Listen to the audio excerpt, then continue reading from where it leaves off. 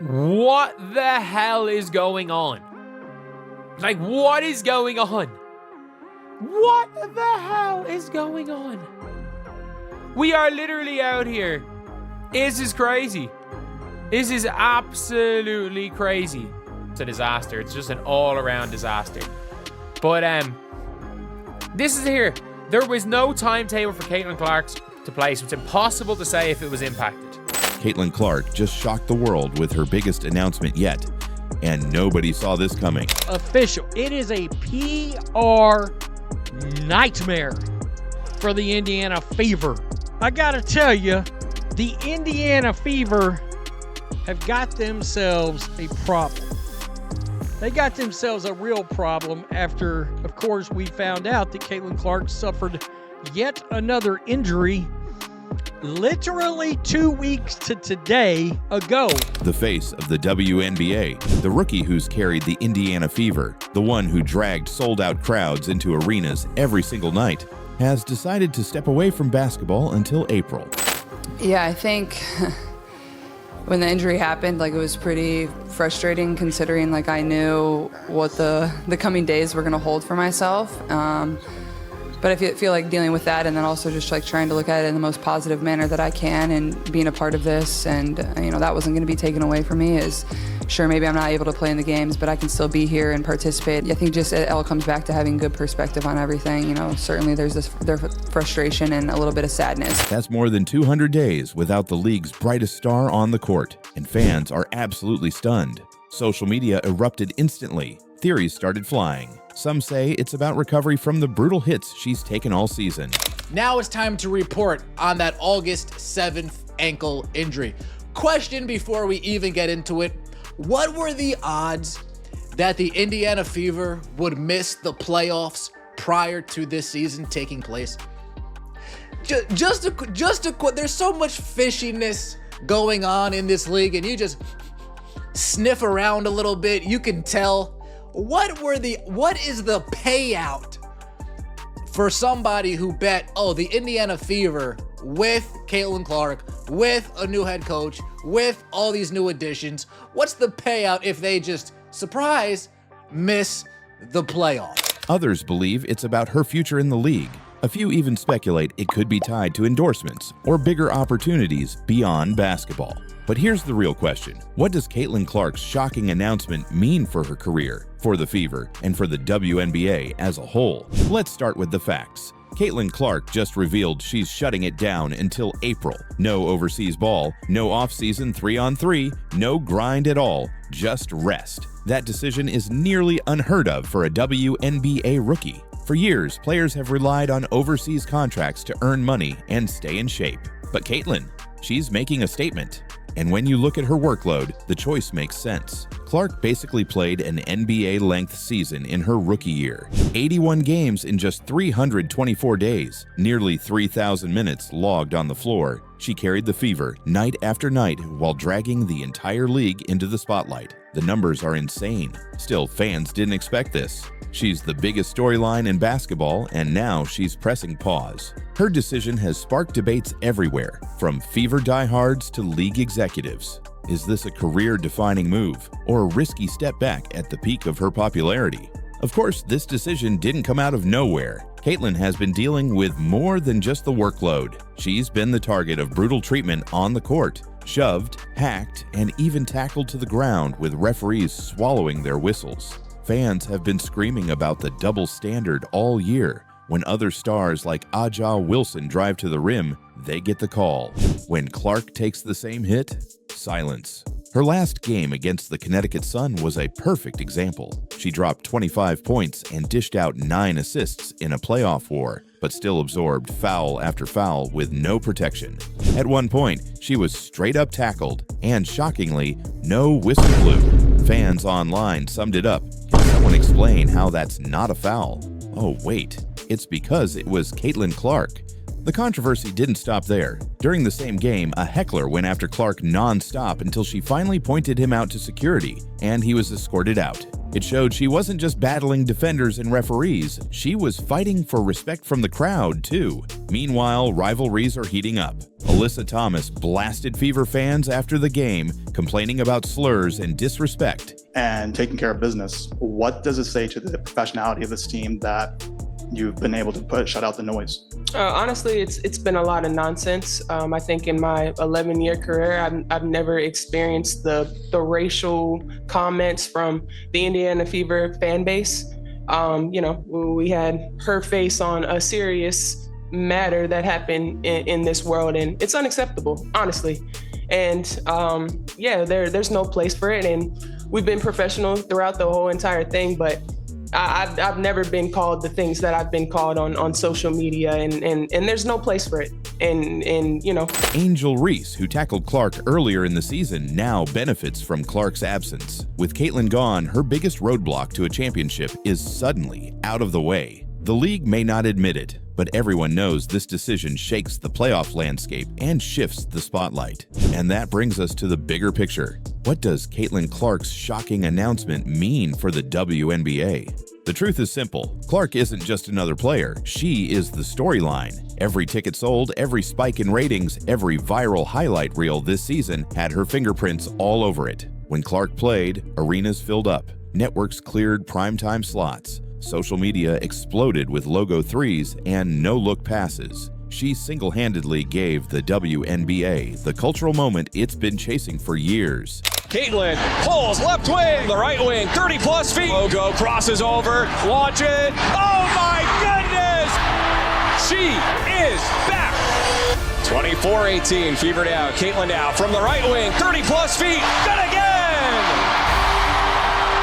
No one else but Caitlin Clark. Sedantis, handoff, Caitlin from the logo, crosses over, launch it. Oh my goodness! Are you kidding? The most dynamic player in the game. 9 points in 38 seconds for Caitlin. She hit all 3 threes. And not only 9 and 30, but look at the depth on these field goal attempts. She's certainly feeling it. Now she's gone for more than 200 days. That's not just a hit for the Fever. It's a crisis for the entire league. Sponsors invested millions banking on her star power. Broadcasters built schedules around her games. Fans tuned in just to see Caitlin. And suddenly, that draw is gone. The pressure now falls on stars like Angel Reese and Aja Wilson to keep the momentum alive. But let's be honest, no one has proven they can generate the same buzz. Clark's absence leaves a hole in the WNBA's spotlight that will be nearly impossible to fill. Yet, there's another side to this. By choosing rest over relentless grind, Clark is showing maturity far beyond her years. She's prioritizing her body, her mind, and her long-term legacy. Instead of chasing short-term checks overseas, she's making the smart play, protecting her career so she can dominate for years to come. And in a league where burnout is real, that decision might be her most powerful move yet. Caitlin Clark's shocking announcement isn't just about basketball, it's about power. It proves once again that when she steps off the court, the entire WNBA feels it. Her absence will reshape ticket sales, TV ratings, sponsorships, and the balance of power across the league. But make no mistake, this isn't the end. It's the reload before the storm. When Caitlin Clark returns, the hype will be bigger than ever. Fans will count down every single one of those 200 days, waiting for her comeback. And when she finally steps back onto the floor, the WNBA will light up all over again. So, what do you think? Can the WNBA survive without Caitlin Clark for over 200 days, or will the league struggle until she returns? Let us know in the comments below. And if you're still watching, drop Clark 2025 in the chat so we know you're one of the real ones. Because if you think this announcement was shocking, just wait until you see what Caitlin Clark does next. Sophie Cunningham, the only star remaining in this toxic turd, the only recognizable face amongst a league filled with anonymous faces. The Indiana Felines announced yesterday afternoon that Sophie Cunningham was out for the rest of the season. Translation? The WNBA season is officially over. Bria Hartley just delivered one of the dirtiest moments of the WNBA season. Sophie Cunningham collapsed to the floor, clutching her knee, and as she was being helped off in pain, Cameras caught Hartley smirking. Dirty, Bria, I would really hate to see ya in a dark alley. Dirty Bria Hartley back at it again with her shenanigans, and this time around, she had her eyes set on one Sophie the Trophy Cunningham. Sophie, get well soon. Hopefully the MRI later today shows nothing too serious. Yes, actually smiling. Fans erupted. Was this just bad timing or a deliberate cheap shot that crossed the line? Because what happened next wasn't just about one injury. It ignited outrage across social media, drew furious reactions from Cunningham's own family, and reignited an old debate. It looked like she was kind of pleased with what she done to Sophie Cunningham. Now, I told y'all yesterday, man, we have to put ourselves in a family-oriented situation. You have to put yourself in her parents' shoes, her sister's shoes, her cousin's shoes, and kind of, be emotional about this in a sense, because what if Sophie Cunningham was your daughter, your niece, your aunt, your cousin? Is Bria Hartley the dirtiest player in the league? And should she finally be suspended? The play itself looked ordinary at first. Bria Hartley drove hard to the basket, weaving through traffic. But in that split second, her momentum crashed straight into Sophie Cunningham's right leg. Effective down low, and she can get a lot of people in foul trouble with how physical she is. Sun turn it over for a fifth time. Oh, and Cunningham is down. My goodness.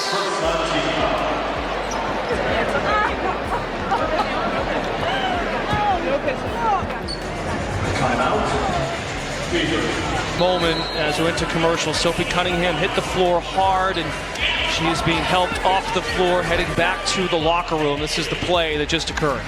That's like she tries to slide over right there, and Hartley just kind of falls and makes collision with that lower leg. You see her immediately grab it, and she went down hard and was clearly in a... Cunningham instantly grabbed her knee before collapsing onto the hardwood. She tried to sit up, winced in pain, then went down again, unable to rise on her own. Trainers rushed in, helping her off the court as she leaned on their shoulders, clutching her knee in visible agony. Now, she was on the ground, she was crying, she was yelling. It definitely seemed like she was in a ton of pain. The training staff went over to her, they went to commercial break. Like, it was a real injury. This wasn't something, and Sophie's the type of player, a lot of times when she does get injured, she just gets right back up, she tries to walk it off. This was something that kept her down, and it was so hard to see. It is ironic because Bria Hartley has been in multiple scuffles this year with the Connecticut Sun. A lot of people would categorize her as a dirty player. I will say on this play in particular, moments later, she was ruled out for the rest of the game. From the sideline, Fever head coach Stephanie White's first reaction said it all.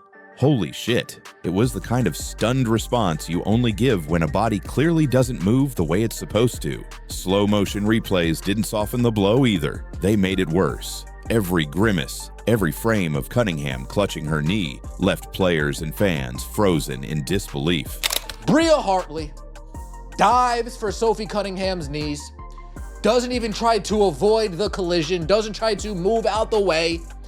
Bria Hartley sees Sophie's legs and says, that's the direction I'm going to fall in. Even though she was getting defended from the right side, pushing her left, she decides to fall straight forward with a little bit of shoulder action, falling into Sophie Cunningham's knees. Bria Hartley is a dirty player. There's no other way to slice this cake. But then came the moment that changed everything. Cameras caught Bria Hartley's face, and there it was, a grin. A smirk, caught live on broadcast as Cunningham was being helped off the floor. That single image spread instantly across social media. To fans, this wasn't just bad optics, it was proof. Proof that Hartley wasn't remorseful. Proof that Sophie had been targeted. The reaction was immediate and vicious. Indiana Fever fans woke up furious, convinced they weren't just watching tough basketball anymore. They were watching their players get assaulted and now mocked for it. And it was a lot of incredulous people, right, who were saying, oh, it's not on purpose. Oh, Kelsey Mitchell shoved her over, making all kind of excuses to say that Bria Hartley is not a dirty player. Let me tell y'all something, man. Come on in here, man. Let me tell y'all something. If it quacks like a duck, walks like a duck, eats like a duck, it's a duck, man. Come on, man. She is the dirtiest player in the WNBA right now, winning the trophy. Sophie's sister Lindsay blasted the officials, accusing them of failing to protect players while punishing those who dared to speak out. Her mother, Paula, went even further, calling Hartley out of control on the court before later deleting the post. In this post right here, and she simply retweeted what her sister said. Now, her mom did tweet out some things as well. This is what Mama Cunningham said. She said Hartley is a disgruntled player, having trouble everywhere she goes. She's playing mean and plays out of control. That's what Sophie Cunningham's mother said yesterday. And prayers up for Sophie Cunningham. I put out a post too on my X account. This person said, prayers up for Sophie's sister Lindsay and mom Paula are calling out the league for finding players for calling out poor officiating instead of protecting players, and for Bree Hartley history as one of the out of control players. They won't delete these tweets. But the damage was done. The family's frustration reflected what Fever supporters already felt. Sophie hadn't been protected, and the league had failed her. And here's the thing. This wasn't just about one ugly fall. Hartley's reputation preceded her. Fans started pulling receipts. Earlier this year, she was caught on camera yanking Angel Reese's hair during a rebound. Atkins, 7 to shoot. Cardoso rolls, catch. Cardoso over the top, can't get it. Reese fights for the rebound, and a foul, and this time gets a little chippy, and a shove on Nelson Ododa. And listen, this arena, typically we'll see some ringside fights, and Charles this time trying to fight through the official, points a long finger in the face of Reese. In another game, she clashed with Rebecca Allen and got herself ejected. The step through by Hartley. Allen is shaken up on the play. Westbell. Rivers climbs the ladder. Get into it. Oh my goodness. Sky and Sun not getting along despite the fact they share the same real estate. She's had heated run-ins with Skylar Diggins and others, all of which painted a pattern that's hard to ignore. Diggins has it, and the frustration foul by Bria Hartley. No reason for that at all. Yeah, Neck and Gabby Williams holding back Sky Diggins. That one is about as an intentional foul as you're going to get. So when clips of her laughing as Sophie limped off the court surfaced, fans didn't see an isolated moment. They saw confirmation. A dirty player, once again crossing the line. Social media branded her the dirtiest player in the WNBA. There's no other way to explain what we've seen from Bria Hartley so far this season.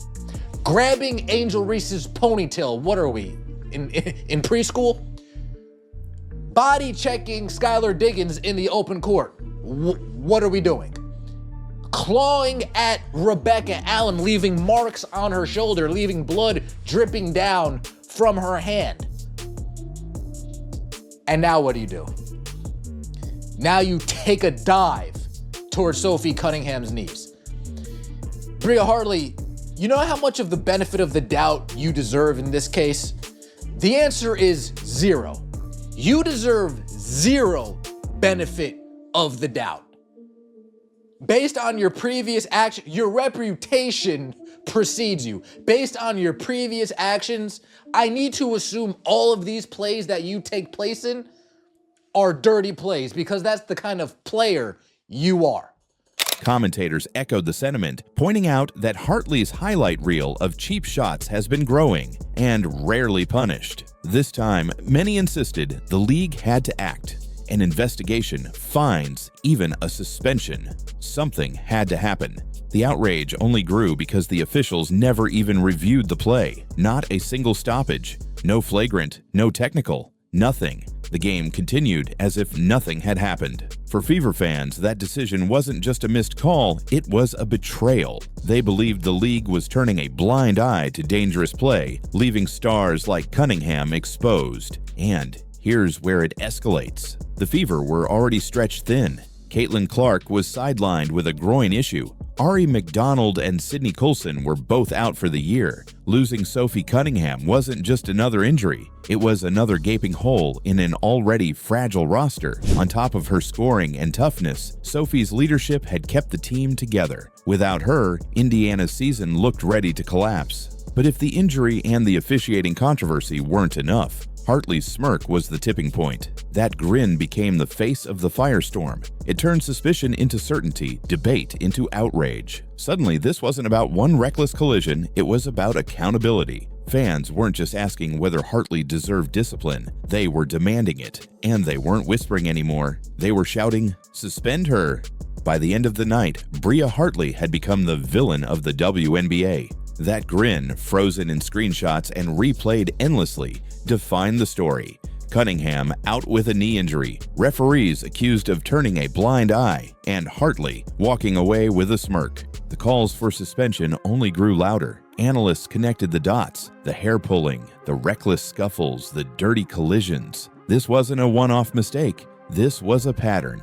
And if the league ignored it again, fans feared it would send a dangerous message that you could play dirty without consequence. But here's where the story flipped. What should have been a death sentence for Indiana's season turned into one of the most improbable comebacks in franchise history. Down by 21 points in the third quarter, with Cunningham gone and Clark unavailable, the Fever somehow found another gear. Kelsey Mitchell erupted for a career-high 38 points, including 34 in the second half and overtime. She scored Indiana's first 10 points in the extra period, bearing back-to-back threes that left the Suns stunned. Aaliyah Boston anchored the front court with a monster double-double. Odyssey Sims carved up the defense with 19 points and 7 assists, and Lexi Hull delivered the dagger 3 in overtime. When the final buzzer sounded, Indiana had completed the largest comeback in franchise history, stunning Connecticut 99-93. Out of one of the ugliest moments of the WNBA season came one of the greatest turnarounds. Inside the locker room, Coach Stephanie White summed it up best. "We will never be counted out." But we fight, live that resilience every day, and we will accomplish what we want to accomplish. Caitlin Clark, watching from afar, echoed the pride with a simple post. "Battled, battled, battled." And Sophie Cunningham herself tweeted 3 words that captured the night. Kelsey freaking Mitchell. The controversy isn't over. Hartley's smirk, the dirty play, and the league's lack of response still hang over everything. The question remains, should she be suspended? And how should the WNBA protect its stars from moments like this? If you're still watching, drop "suspended" in the comments to let us know where you stand. Don't forget to like, subscribe, and join the conversation, because this story is far from finished. There are players that cannot be replaced, and there are an abundance of players that no one gives a shit about.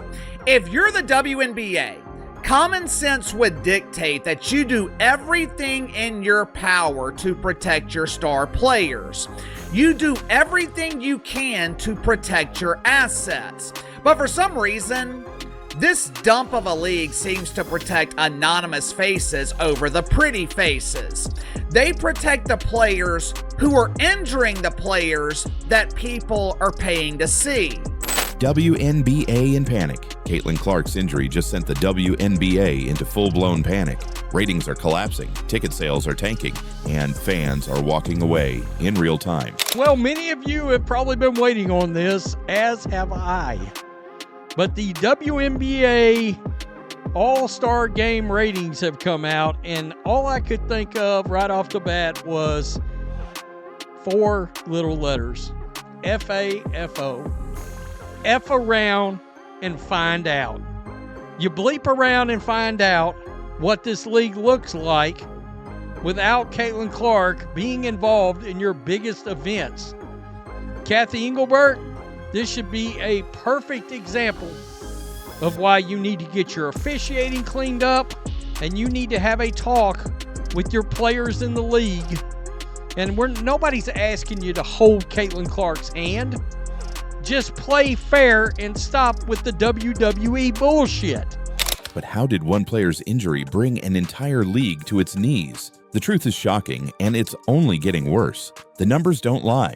The WNBA All-Star Game ratings are out, and they're a disaster, down 40% compared to last year. You see, this is exactly what we were talking about. WNBA All-Star ratings are in for 2025, and it is down 40%. 40% from last year. That's bad. That is really bad. We already watched the ticket prices drop by more than 50% because Caitlin Clark was not playing. This is bad news for the WNBA, and this should be a wake-up call. This should be a straight-up wake-up call with the ticket prices dropping, and now you see the show, the ratings fell tremendously. This isn't a dip, it's a nosedive. The league's premier event, the showcase of its biggest stars, pulled in fewer viewers than a regular season Indiana Fever game featuring Caitlin Clark. Think about that. The league's crown jewel couldn't outdraw a single Caitlin Clark average night. That's not just concerning, that's catastrophic. For months, critics said Clark's fans weren't real fans, that they were only watching because of hype. But the numbers prove otherwise. The moment she was sidelined, those fans left. And the WNBA is paying the price.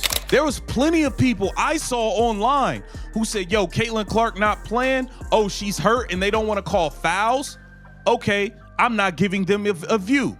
I'm not going to watch. There was plenty of people that boycotted watching this WNBA All-Star game. It was plenty of people. I watched it. That's how I know how trash it was. The collapse isn't limited to television. It's hitting arenas across the country. Look at the Indiana Fever versus Chicago Sky matchup. Before Clark's injury, the cheapest ticket was $86. The day her injury was announced, that same ticket plummeted to $25, a 71% drop overnight. Last Saturday, the Indiana Felines and the Chicago Bravado played on CBS. How many of you knew that? How many of you guys watched this game? 2 months ago, this matchup would have been the leading story throughout the media.